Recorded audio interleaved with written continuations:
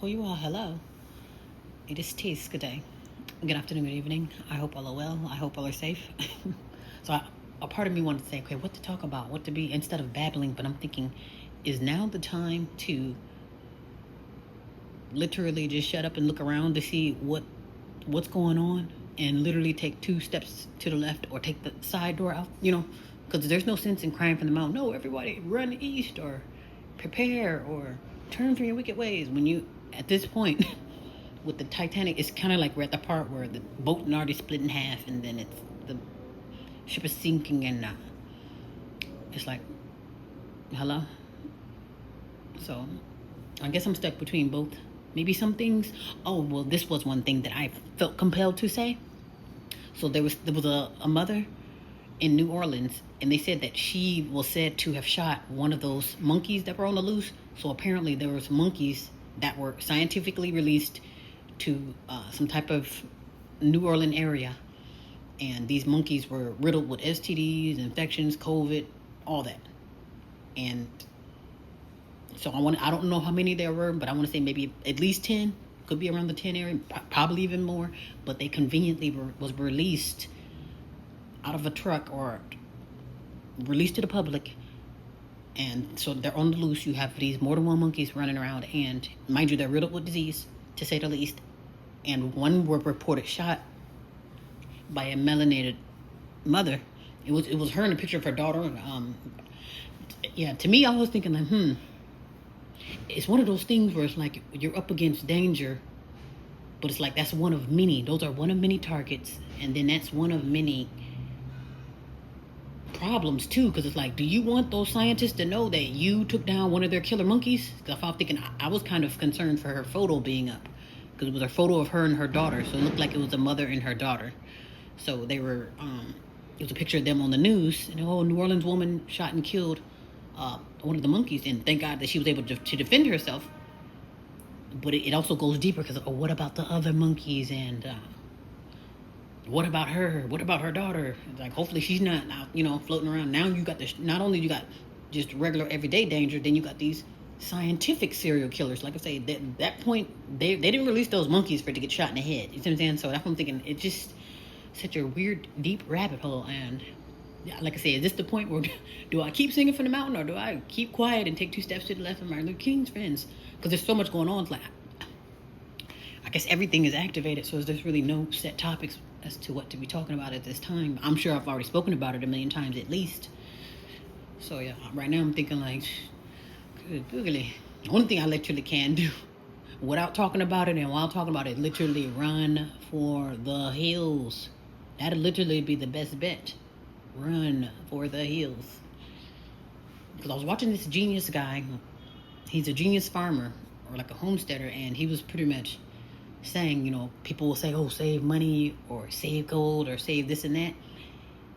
And even as far as saying, oh, save supplies. And I'm thinking like, well, yeah, that sounds like a good idea, right? And he was like, well, none of that will mean anything when it's time to go hungry. And I'm thinking like, that is so true. When you're starving to death, or when it's all dead and gone, it's like, you ain't worried about no damn Mercedes-Benz dollars that ain't worth the damn gold. As much as valuable and as natural as gold is, if it's one of those things where nobody's stunting it, or I can't do nothing with this damn gold if I'm damn near starved to death, no matter how worthful it is, so. And I was like, wow, that is true. So he's thinking like, what's more important, gaining wealth or gaining stability or quote unquote supplies, or just making sure you got a healthy food source at least, and I'm thinking like, well, damn, I would always choose the food, because it's like, you ain't doing nothing, you ain't going nowhere without food, so, oh, I want to be this. And again, there's nothing wrong with preparing and having all of your supplies and all of the dots crossed, but again, if you don't have the nutrition, if you're not in one piece, if you can't think clearly, you see what I'm saying? If you're not basically suffering from famine, then none of that is possible. So if I'm thinking like, oh my goodness, that's so true. And again, it's not to say that, it's just solely the food, but that should be the main priority right now, because right now that's the hot commodity. The hot commodity is food. Do you have food? I'm like I said, that's going to be worth more than gold. Hell, worth more than your soul, because it's like, I can't go nowhere without this. So I'm thinking like, yeah, we should probably be focusing on what are those healthy food alternatives. And then go to your local farmers or find your local farmers market, and you support the hell out of them to keep them on their feet, because that's going to be your only hope. Otherwise, you're gonna have to go to Bill Gates of hell, which is already working hard. Um, so yeah, I'm thinking like, wow, that's like really interesting. Like just noticing the pickles and it's like, oh, we're literally in a predicament, but it's also a learning experience too, because it seems like, at least I know from my own experience and my own testimony, I've noticed that I've gotten a lot more done and I became a lot more productive when it's time to get on survival mode. You get pushed. When you get pushed down the stairs, it seems like, oh, I didn't know I can run this fast. It seems like one of those, yeah. When you get pushed off of your ass or pushed into battle, and it's like, yeah, that's when, that's what I'm talking about. Whoa, I didn't know you had it. You had live. But it's like, yeah, sometimes you have to, and that's why it's good.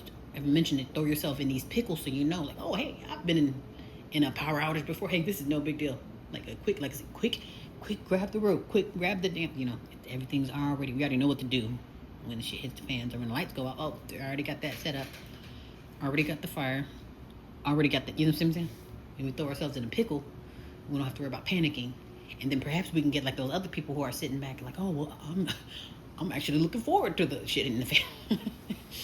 I can only aspire to be that. Like, oh my God.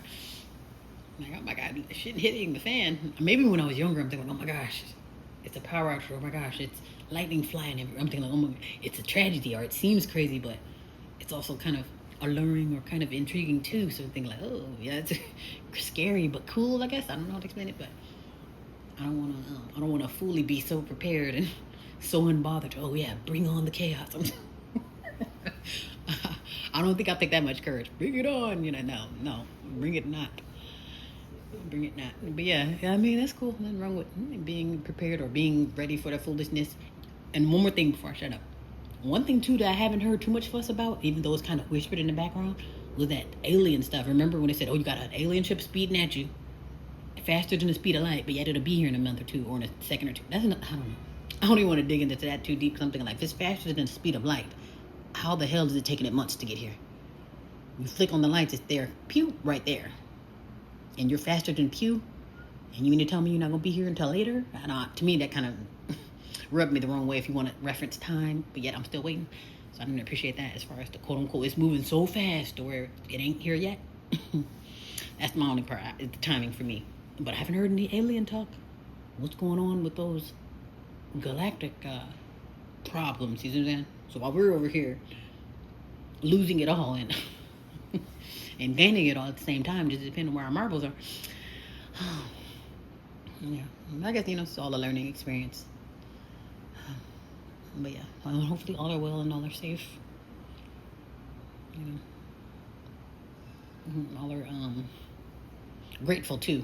Again, honestly, I would rather be grateful and appreciative over worried or scared, rather than feeling anything else. Because I'm thinking, like, first of all, I would be appreciative for even having the gumption to be scared or complain or whatever, So I feel like whenever I start to feel like, oh, I'm scared or I don't have this or I lost my job or I'm gonna be like, you know what? The fact that I had the gumption to say that, that's what I'm grateful for. To have the damn gumption, the gumption. That was like literally one of my biggest appreciations. Okay. Alrighty, well, again, hopefully all are well and all are safe. And alrighty, be well.